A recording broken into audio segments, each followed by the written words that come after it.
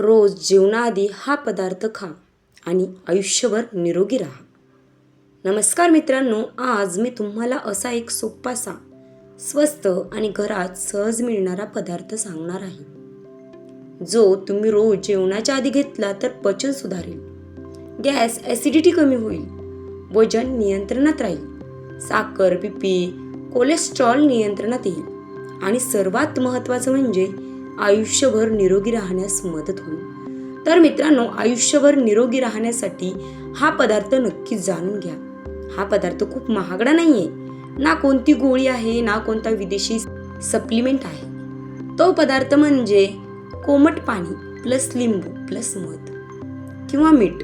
हो मित्रांनो, हा साधा उपाय आपल्या आजी आजोबांना माहीत होता, पण आपण तो विसरून गेलो आहोत. जेवणाच्या अगदी 15 ते 20 मिनिटे आधी जर तुम्ही हे घेतलं तर तुमचं शरीर तुमचे आभार मानेल, कारण तुमच्या शरीरासाठी हे खूप महत्त्वाचं आहे. खूप चांगले कार्य तो तुमच्या शरीरामध्ये करत असतो. तर आता मित्रमैत्रिणींनो, हे कसं काम करतं हे जाणून घ्यायचं आहे. त्याआधी मित्रांनो, चॅनलवर नवीन असाल तर चॅनलला नक्की सबस्क्राईब करा. आपल्या शरीरात पचनसंस्था, आतडी, यकृत, पॅनक्रियास हे सगळे अवयव जेवणासाठी तयार असणं गरजेचं असतं. कोमट पाणी काय करतं तर आतड्यांची हालचाल वाढवतं, साठलेले घाण बाहेर काढायला मदत करतं, पचनासाठी आवश्यक रस तयार करतं. तर लिंबू काय करतं, पचन रस वाढवतो, चरबी वितळायला मदत करतो, शरीर डिटॉक्स करतो. मध आणि मीठ, मध ऊर्जा देतो, मीठ मिनरल्स भरून काढतो.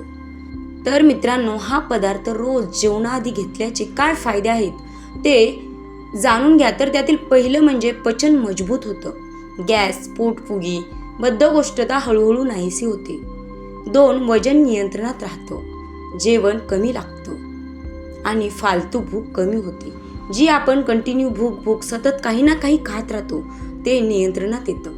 3, साखर आणि बीपीवर नियंत्रण, शरीरातील इन्सुलिन रिस्पॉन्स सुधारतो.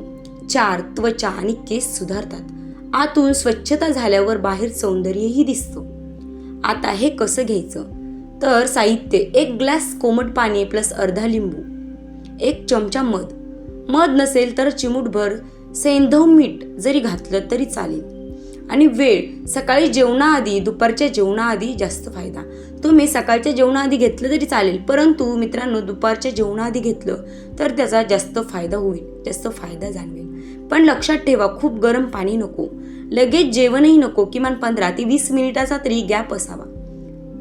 कोणासाठी फायदेशीर आहे आणि कोणासाठी फायदेशीर नाही हेही तितकंच महत्त्वाचं आहे मित्रांनो. तर हे कोणासाठी फायदेशीर आहे माहीत आहे? ज्या लोकांना गॅस, ॲसिडिटी असणारे असतात किंवा वजन वाढलेले लोक, मधुमेह सुरुवातीच्या स्टेजमध्ये किंवा सतत थकवा जाणवणारे लोक, या लोकांसाठी हे खूप फायदेशीर आहे. आणि या लोकांनी टाळावं ते म्हणजे पोटात अल्सर असणारे, खूप जास्त ॲसिडिटी असणारे किंवा लिंबाची ॲलर्जी असणाऱ्या लोकांनी हे टाळावं, किंवा त्यांनाही हे जर घ्यायचं असेल तर त्यांनी डॉक्टरांचा सल्ला घ्यावा. आपल्या आजोबांना आठवा, ते सकाळी कोमट पाणी, थोडं लिंबू, साधं जेवण, आणि त्यामुळे हॉस्पिटल कमी, औषध कमी, आयुष्य शांत. आज आपण मात्र फास्ट फूड खातो, बाहेरचं काहीही खातो, कोल्ड ड्रिंक्स, उशिराचं जेवण, जेवणाचा अजिबात टाईम ठरलेला नसतो. मग आजार वाढणारच ना. आजार वाढले तर तुमचं हॉस्पिटल वाढतं, शरीराकडे दुर्लक्ष होतं, शरीरही पाहिजे तशी साथ देत नाही. त्यामुळे आजोबांचे टिप्स ज्या आहेत त्या ऐकत राहा, त्यामुळे आपलं शरीर सुधारणार आहे. तर मित्रांनो, आरोग्य महागड्या गोळ्यात नाही तर सोप्या सवयींमध्ये आहे, ज्या तुम्हाला आजी आजोबाकडून मिळतात. जर हा व्हिडिओ तुम्हाला उपयोगी वाटला असेल तर व्हिडिओसाठी एक लाईक नक्की करा, शेअर करा, चॅनल सबस्क्राईब करा आणि कमेंटमध्ये नक्की लिहा, मी आजपासून सुरुवात करतो किंवा करते.